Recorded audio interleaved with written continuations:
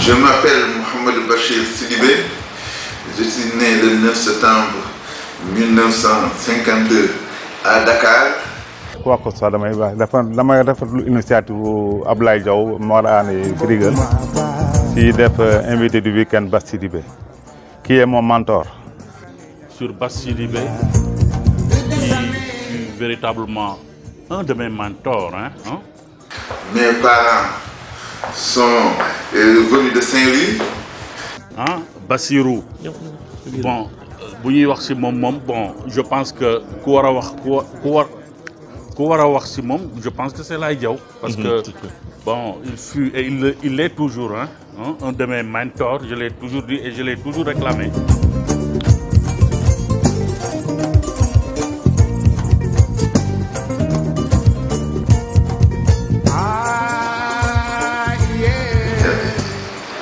J'ai signé à Isabelle Telly, près des HLM, en 1952. Je suis venu à Derklé en 1964, alors que je faisais la classe de CM2. Donc, arrivé à Derklé, j'avais 12 ans. J'ai trouvé un quartier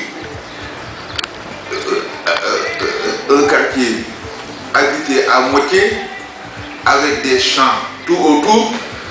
Quand j'arrivais, il y avait la cité Marguerite, en construction, c'est pas encore fini. Maintenant, avec les cités Marguerite, il n'y avait pas cité Gazelle, il n'y avait pas Assegna, il n'y avait pas cité Millionnaire, il n'y avait pas Liberté 5, il n'y avait pas Dieuppeul. Donc, c'était dans cette atmosphère que je suis arrivé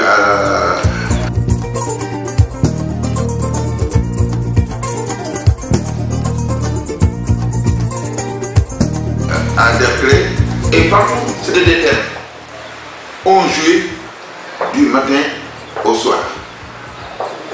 Et au début, je jouais, mais au fil du temps, il y a eu des joueurs beaucoup plus talentueux que moi. J'ai été gardien de but. Après, il y a un Blaise Beng, qui est devenu un ingénieur agronome maintenant, qui m'a supplanté.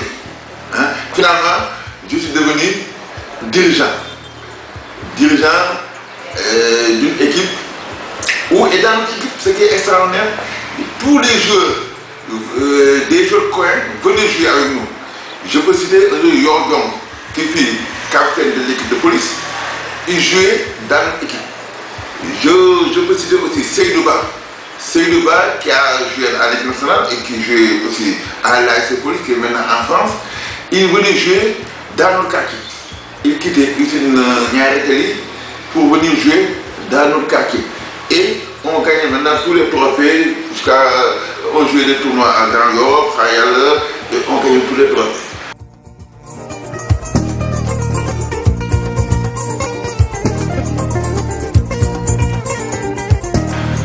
Au plan scolaire, j'ai fait des études jusqu'à terminale. Après, j'ai fait des études en gestion. Par la suite, toujours occupé par les activités sportives, j'ai fait le diplôme d'initiateur de football en 1976 avec le Hongrois Kalosai. Par la suite, je me suis un peu spécialisé dans le rôle de dirigeant.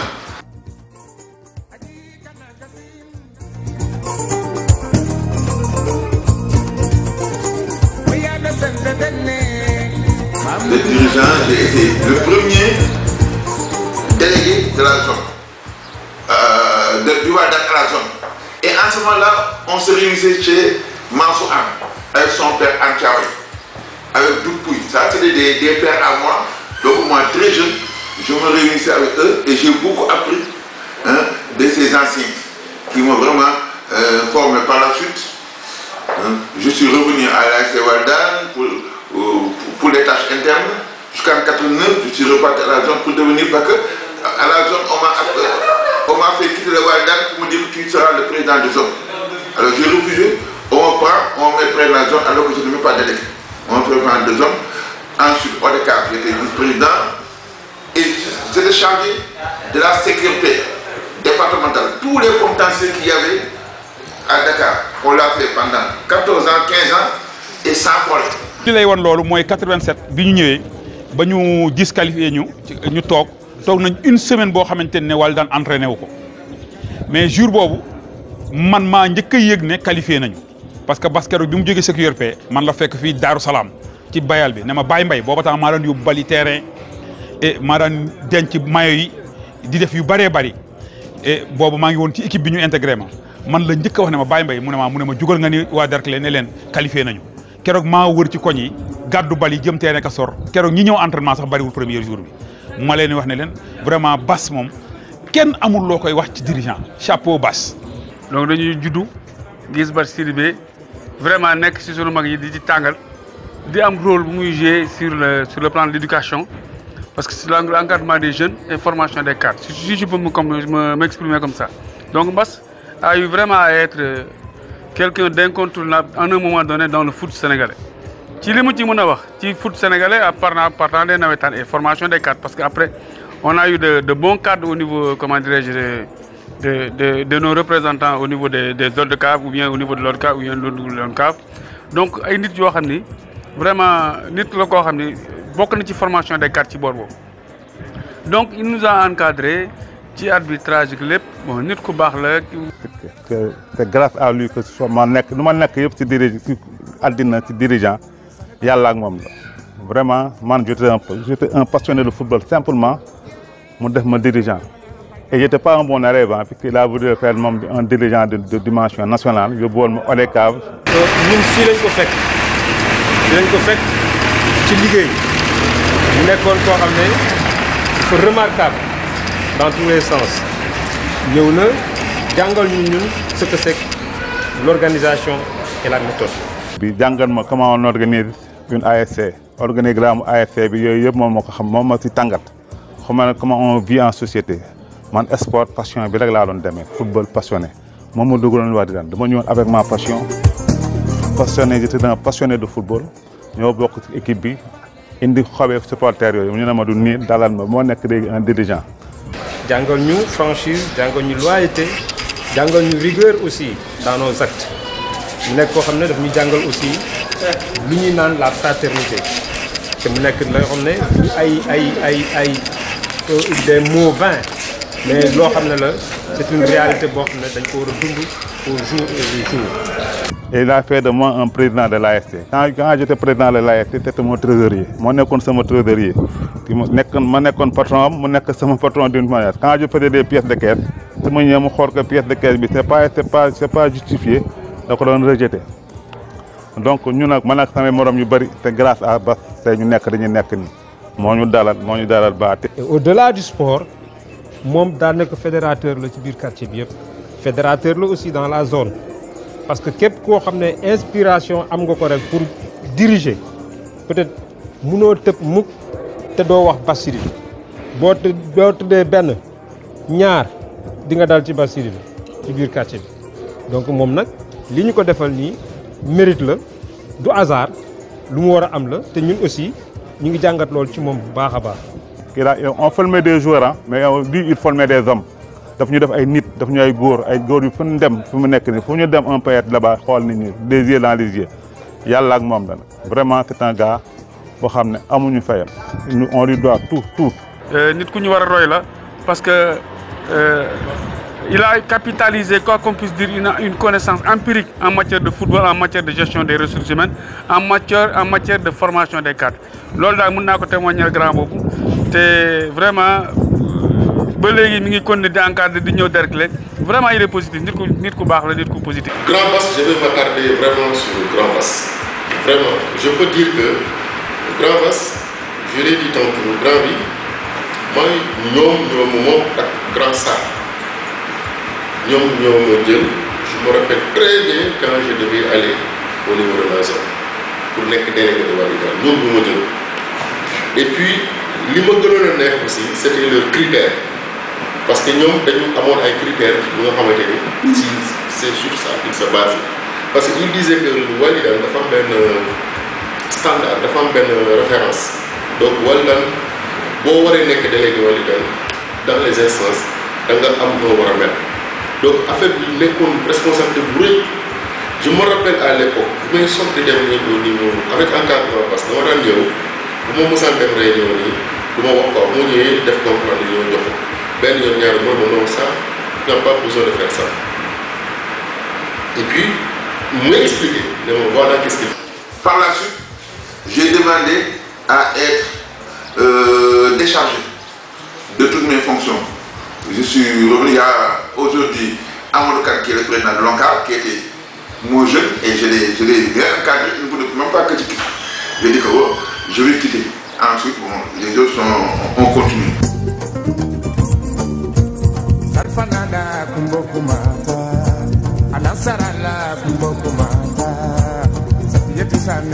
Donc au plan professionnel, et j'avoue que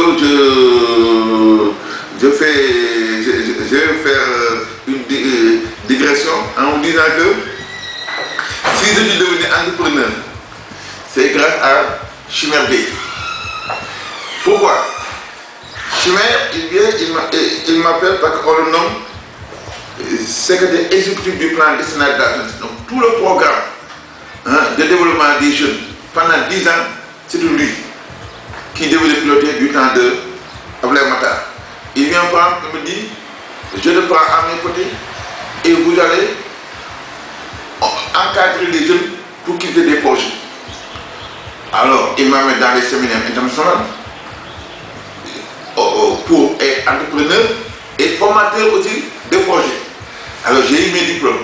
Finalement, le projet n'a pas eu lieu parce que la Banque mondiale a mis son veto. Et quand il m'a laissé, alors j'ai eu beaucoup d'opportunités. J'ai eu beaucoup de... J'ai vu que vraiment, il y a beaucoup de possibilités. Et je me suis lancé en affaires. Et donc ça, je le dois ça toute la vie. Et chaque fois je lui dis ça, parce que lui c'est un élément qui mettait des clés en avant.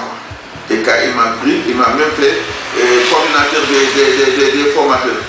Et parmi les formateurs, il y a Sherba qui était directeur, qui est devenu directeur des impôts et domaines. Qui est maintenant, à qui on a confié le truc qu'avait Amadou Sall là. Donc pour dire que, voilà, et dans ma vie professionnelle, alhamdoulilah, j'ai pu m'en sortir grâce à mes connaissances et surtout les connaissances que j'ai eues au milieu du sport. Ça m'a vraiment aidé. Partout où je passe, c'est des relations que j'ai eu à tisser dans ce milieu. Donc brièvement, c'est ça. Et je demeure toujours militant du mouvement associatif. Et jusqu'à nos jours.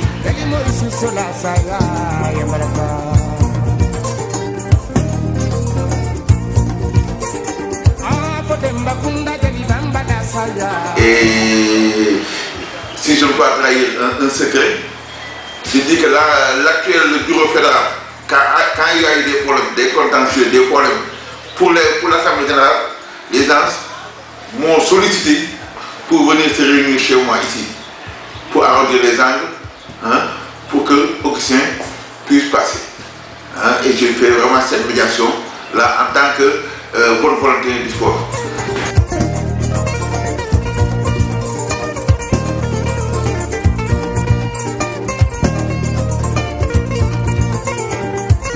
L'hypocrisie. Moi, je n'aime pas l'hypocrisie. Je suis direct.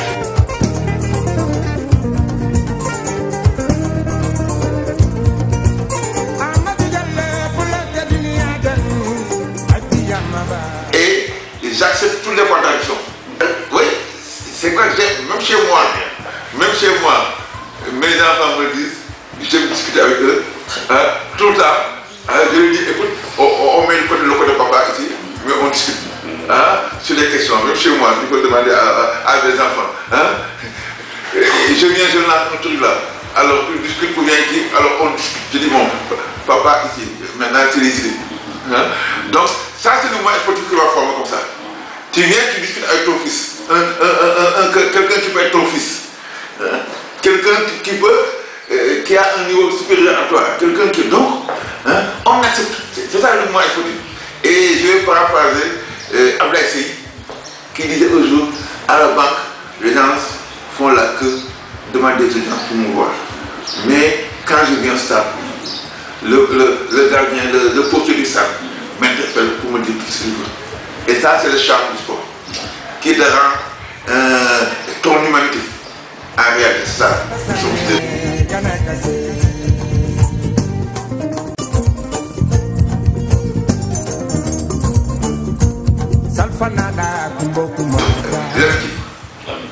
Ah oui. Ah oui. Dieu sait que j'ai des amis de plus de 50 ans. Et tu sais, ici, depuis plus de 40 ans, tous les jeudis, les gens viennent manger des amis. Depuis plus de 40 ans, ça, je dis, hein, les bars et autres, jeudi, hein, il n'y a que la pandémie qui a arrêté la fête. Mais tous les jeudis, ils viennent. Hein? Ici, on mange tous les jeudis. Hein?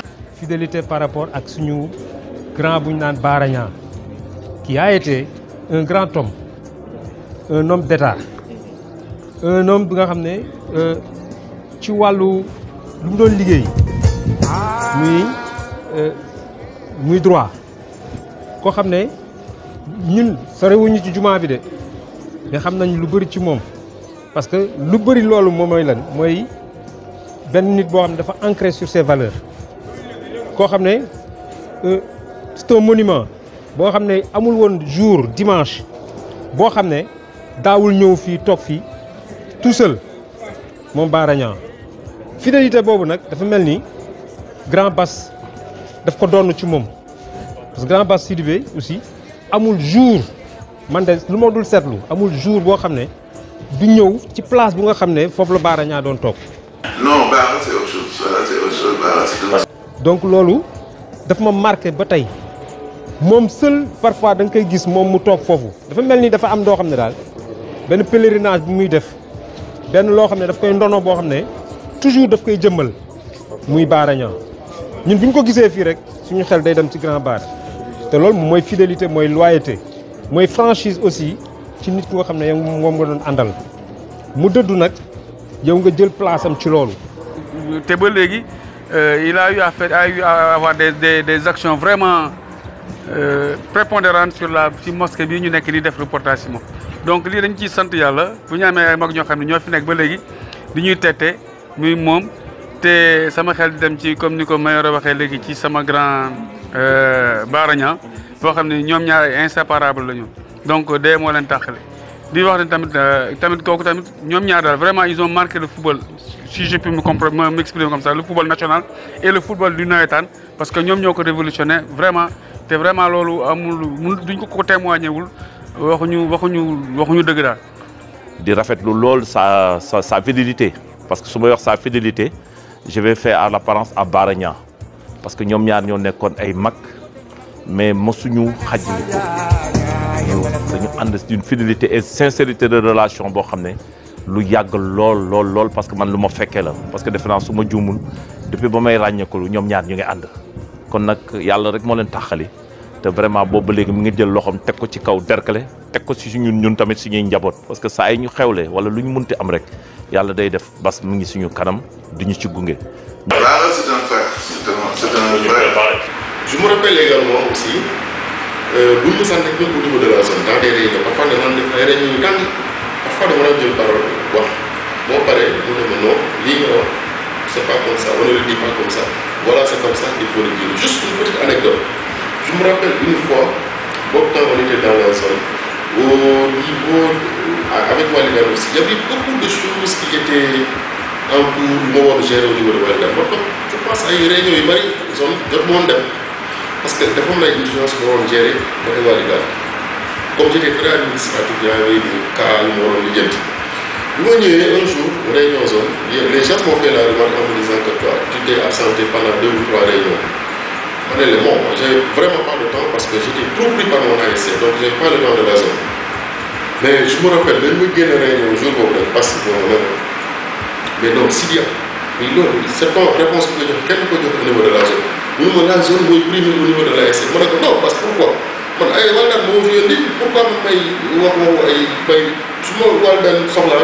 zone? Non, même si tu ne dois pas le dire. C'est pour dire que, par exemple, grand ni mu doon defee attention sur les détails de la formation et ça je ne l'ai pas du tout regretté.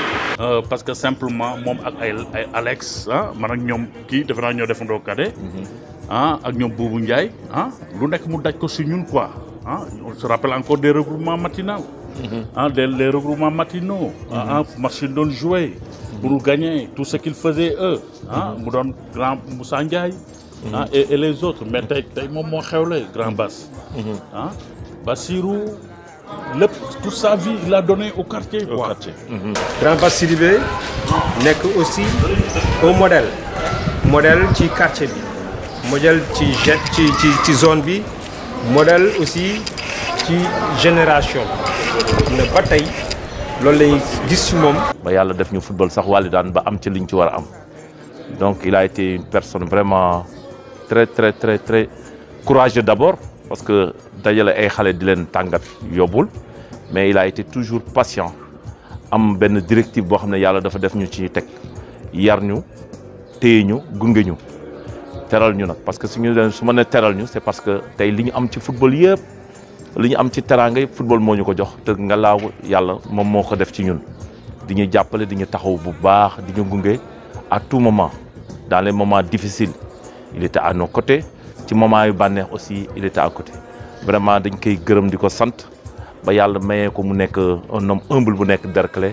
Il ne reste un seul jour sans ñëw Derklé tous les jours mi ngi fi nekkoon fi aussi et jusqu'à présent koo xam ne dañ koy naw ci yërin bi mu yoroon jumaa ji nekkoon responsable ci mosquée bi nga xam ne ñun lépp loo xam ne namm nañ ko di def rek ci moom la ñuy jànge ñu jox ñu modèle jox ñu ay leçons.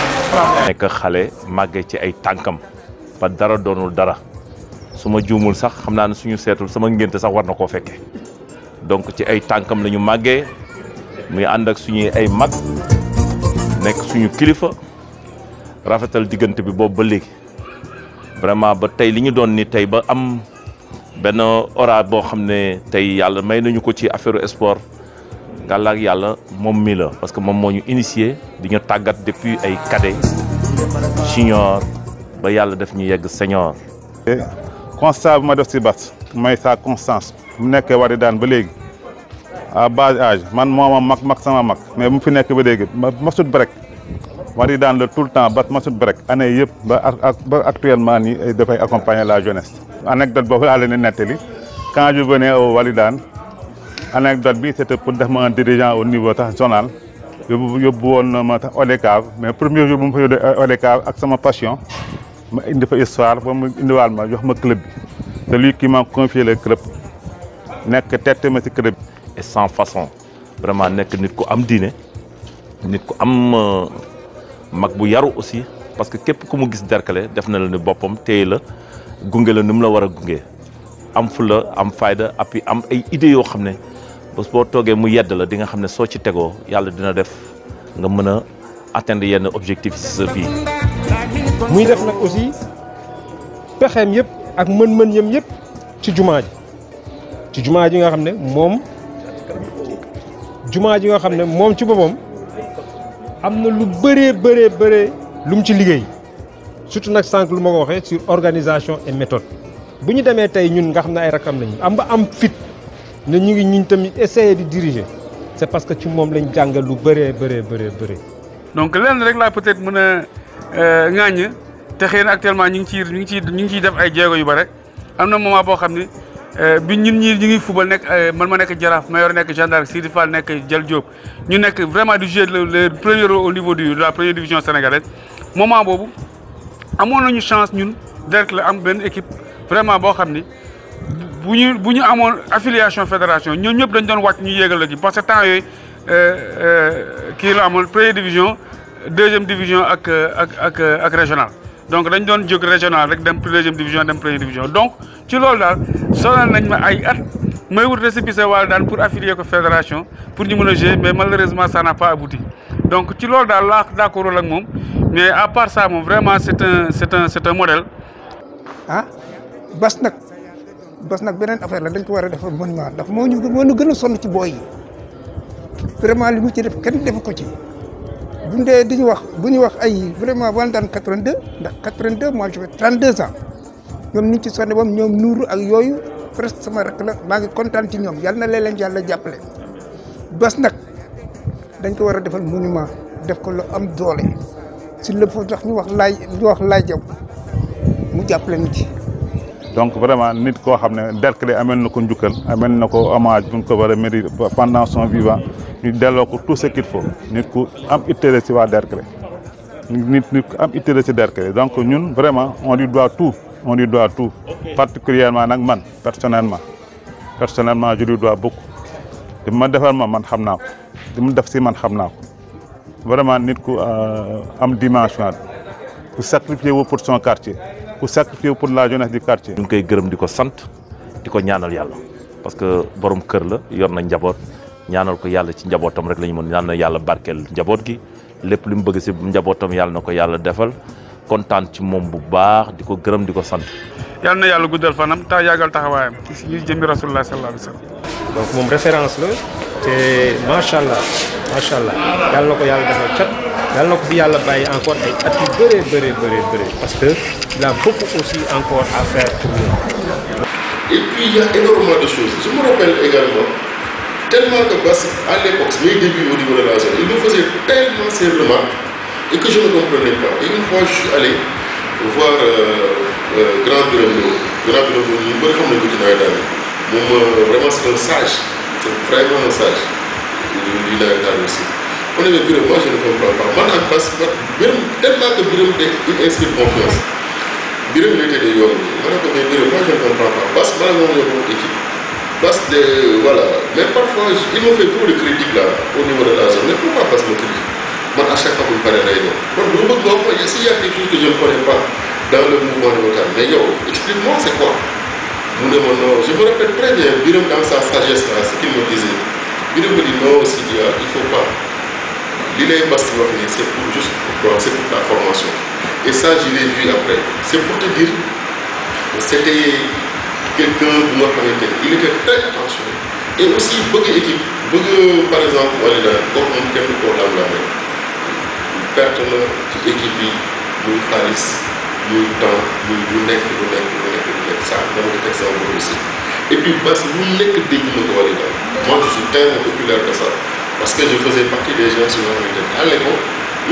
ñoo doon pas face ñun ñoo doon jouer les boucliers aussi bu ko gars yi def attaqué voilà ci lu mu xam ak ci lu mu xamul aussi mais Bass il fait partie des personnes yi nga xamante ni lu ne dégg na ko mais n'empêche son amour pour le Walidane son amour pour le quartier a resté intact donc muy nga xamante ni vraiment c'est une des personnes yi nga xam ni si aujourd'hui Walidane egg na fi mu egg Walidane bu amee tur Walidane bu amee une certaine notoriété vraiment c'est Bass ak moom ak ñi nga xamante ni ñoo koy contribué ci équipe bi encore une fois vraiment c'est quelqu'un que je me rends vraiment hommage moom et puis ñuy bàyyi aussi tamit au niveau de la zone parce que en ce temps-là ñuy bàyyi au niveau des structures il avait estimé que des personnes comme moi yi nga xam ne formé woon nañ leen dem nañu ba am nañu yaakaar ci ñun que ñun mën nañu assurer la comme je l'ai dit muy man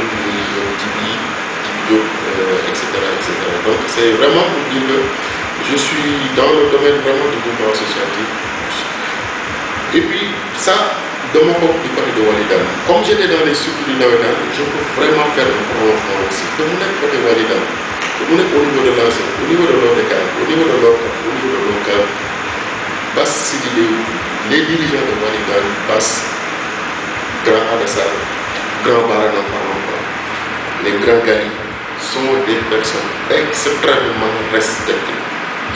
Moi déjà quand je venais au niveau du mouvement nawetaan au niveau de la zone j'avais trouvé Bass qu'il était même membre de la sécurité la commission qui avait en charge les règlements au niveau de l'ODCAV. Pendant ce temps-là les CQRP n'étaient pas dans les zones, c'était pas décentralisé au niveau des zones, c'était au niveau de l'ODCAV. Et à l'époque, ceux qui étaient qualifiés pour être cooptés au niveau de cette commission, c'était les personnes les plus intègres et les plus qualifiées. Et aussi, c'est quelqu'un pour moi qui m'a fait son intégrité ne fait pas l'ombre de tout.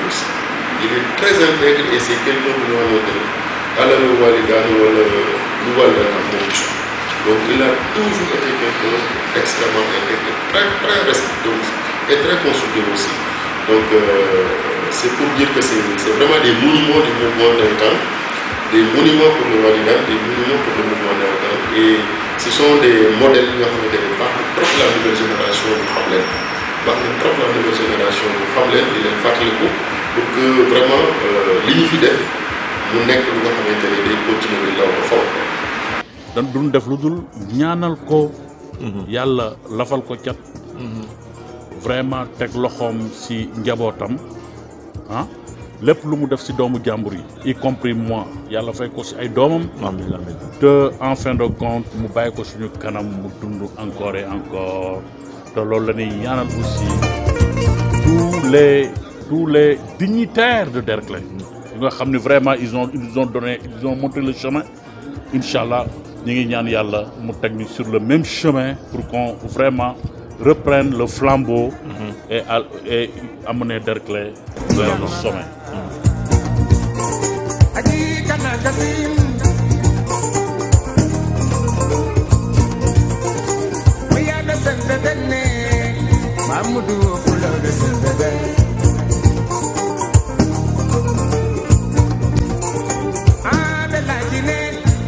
Basirato mi yahi la